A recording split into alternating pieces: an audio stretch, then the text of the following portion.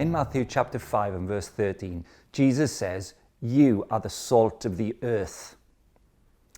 When you're a Christian in sport, it's really hard because for all of us really, you want to fit in, don't you? I mean, it's hard not to fit in when you're a club or team, because you do know that there are things in your club or team in sport that need to be challenged, that just aren't right.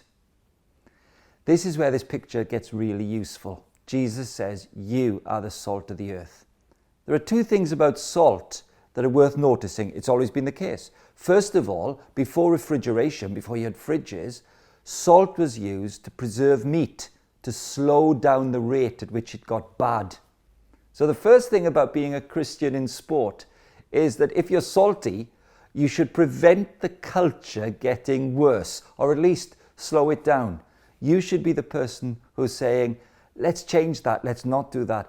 Let's do it that way to make it a better place. A second aspect of salt is almost the flip side of that. Not only does it stop things getting worse, but actually, of course, salt has always made food taste better. Put some salt on, it's nice.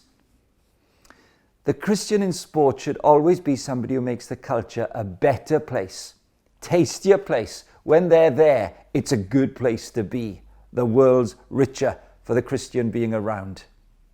But of course, this is a daunting task, isn't it? What? You've got to stop sport getting worse, and you've got to make it a tastier place to be when you're around. Hey, thank goodness the verse doesn't say you must be the salt of the earth. Thank goodness Jesus says you are the salt of the earth. If Jesus has come to live in you by his Spirit, you are the salt of the earth. So wherever you are, the salt is.